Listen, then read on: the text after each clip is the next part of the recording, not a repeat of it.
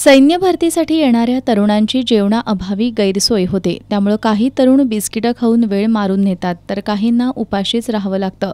देशाच्या संरक्षणासाठी पुढे येण्याचं धाडस दाखवणाऱ्या या तरुणांची भरती प्रक्रियेवेळी होणारी आबाळ लक्षात घेऊन व्हाईट आर्मीच्या वतीनं मोफत अन्नछत्र उपक्रम राबवण्यात येतो। व्हाईट आर्मीचे संस्थापक अशोक रोकडे यांच्या संकल्पनेतून आणि समाजातील दानशूरांच्या सहकार्यातून गेली 17 वर्ष हा उपक्रम राबवण्यात येतोय। सध्या उत्तर गोव्यात सैन्य भरती सुरू आहे। 25 जूनपासून सुरू झालेली ही भरती प्रक्रिया 5 जुलैपर्यंत चालणार आहे। उत्तर गोवा तसंच कोल्हापूर, सांगली, कवठे महांकाळ, सोलापूर, फलटण, रत्नागिरी इथले तरुण या भरतीसाठी दाखल झालेत।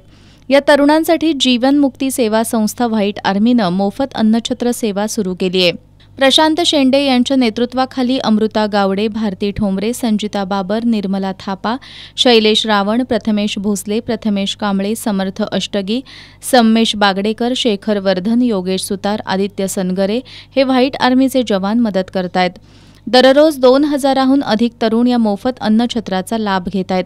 5 जुलैपर्यंत चालणाऱ्या या अन्नछत्रासाठी सहकार्य करू इच्छिणाऱ्या लोकांनी संपर्क साधावा असं आवाहन अशोक रोकडे यांनी केलंय।